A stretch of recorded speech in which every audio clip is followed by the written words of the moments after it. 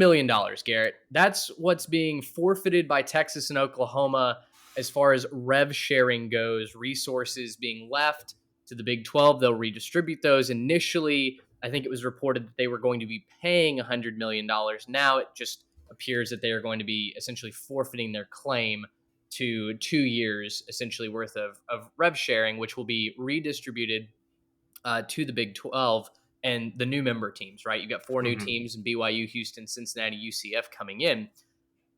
I spoke on, I guess, Friday about how I felt like this really made sense for both sides. I'd love to hear from you. Do you feel like one side is the winner here? Do you feel like one side is kind of left at the altar? What's your temperature on this? Yeah, so my initial reaction to it was, okay, great. So Texas and Oklahoma leave, and that means that the Big 12 gets a whole bunch of cash from both schools as kind of a buyout. They can use that money to kind of reinvest in some marketing and some branding and, see if they can't get a better infrastructure for their conference. It's good for them to be able to save the 100 million in revenue splits and be able to distribute that, but I kind of think that the Big 12 got the shorter end of the deal. Now, I don't think that it's, oh, the Big 12's getting screwed, everything's terrible, woe is the Big 12, right? That's not what I'm saying, but I do think that I wish the Big 12 would have gotten more concessions out of this. Naturally, they don't have a whole lot of power in these negotiations, right? The deal's already done, it's already public, they are going to be leaving, and so it was just kind of a matter of, are they going to be walking around as sort of the 2 week situation, right? When a guy turns in his 2 weeks and he's just kind of walking around the office, not really doing anything because he doesn't have to, Right. until eventually the boss says, "All right, just pack your stuff up and get out Yeah. of here. We don't need you around anymore." And so, that's kind of what this felt like to me. Was Texas and Oklahoma turned in their 2 years notice, and then the Big 12 was like, just get out of here. We already made the schedule for this year, but get out of here. We don't need you anymore. Just turn in your badge and we'll see you later. So I don't think the Big 12 is getting screwed here, because I do think that the inclusion of teams that they got with, UCF and BYU and Cincinnati and Houston coming in, I do think those teams are going to make a difference. And I think it'll be a really fun conference. Reminder, these teams haven't been in the Big 12 championship game the last couple of years. The conference has already started to move away from these two teams being at the top anyways. Now, Mhm. you can say that that's a coaching thing, or maybe they just got some bad breaks. Fact of the matter is, we've had four different teams play in that game the last 2 years. And so, and none of them are Texas and Oklahoma.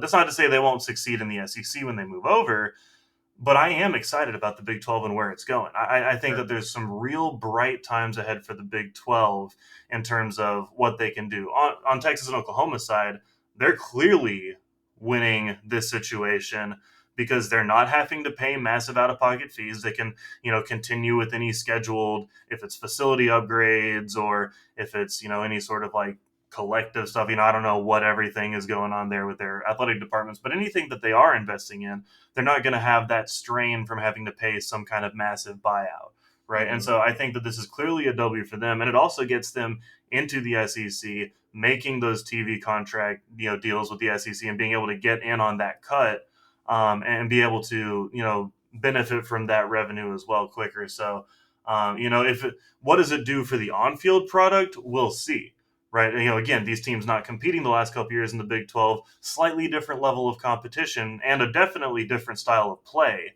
in Mhm. the SEC rather. And so, I think that we'll see what happens on the football field, but in terms of just a business move, great for Texas and Oklahoma right now. I'm really curious to see what this year looks like for Texas and OU. And it's a little bit of a letdown, honestly, as far as the Yeah. Big 12 schedule goes, because neither team has just an awesome home schedule. For Oklahoma, their conference games at home are Iowa State, UCF, West Virginia, and TCU. That's Hmm. incredibly frustrating. For Texas, it's Kansas, BYU, Kansas State, and Texas Tech.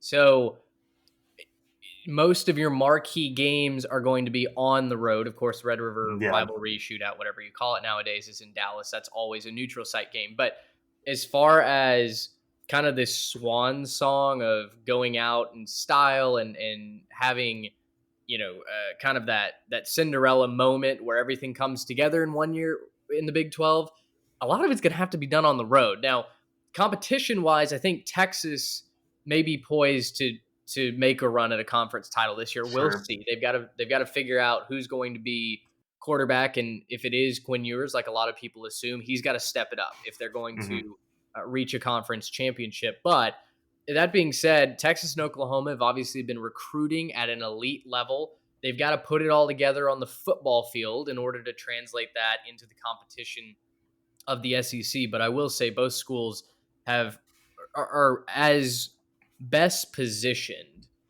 as any other school in the country to go join the SEC and compete immediately. I just think it's funny that for Oklahoma, their final home game will be what is it, TCU. They travel to BYU right before that. And then for Texas, they get BYU, Kansas State, 2 games on the road, and then Texas Tech to end it. Just, Hmm. I don't know. It feels like a little bit of a letdown. Well, and I know that the Texas Tech game for Texas is a little bit more meaningful. I thought the funny thing that I saw, just kind of a side note, was Texas Tech was putting it out there that the last 2 times they played both these teams at home, they beat them. And so I thought that was kind of a little bit of a dub for the Red Raiders there. So shout out to you guys and enjoying y'all's little moment at home. Yeah. But I think you're right in terms of their ability to, compete sort of immediately. Look, Texas, their issue's never been recruiting. They've been able to pull in big talent.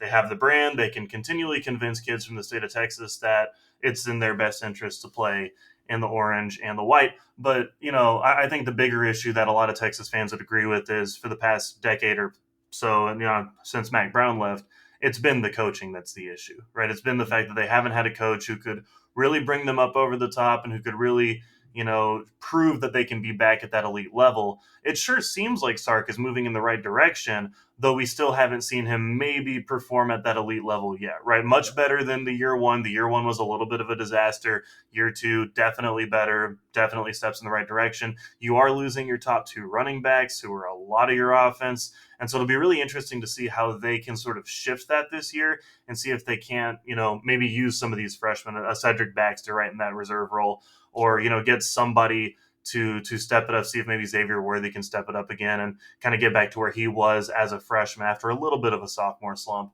And see if he can't kind of revive that and see if they can't make a run here at the end of the Big 12 era for them. And I think both of these teams are going to need to do that, regardless of if they have the guys or what their situation is. Both teams need to have a good year to convince players next year to sign on, right? Yes, you're going to convince them to sign on to play in the SEC, but if it comes back that your schedule looks a whole lot harder and you didn't even perform that well in the Big 12 the year before that, then it's going to be hard to keep this recruiting at a sustained level, right? It's going to be hard to convince players that, yeah, your spot here is at Texas or it's here at, Oklahoma, just because it's the SEC, right? It doesn't work for Vanderbilt. That just, and I'm not saying either of these teams are Vanderbilt, but just having the SEC logo isn't going to recruit for you. Sure. You have to have some amount of success, and so I think that they will have decent seasons. I think both of them will, at least tread water, if not maybe a little bit of improvement for Mhm. both teams this year. And so I'm curious to see how it works.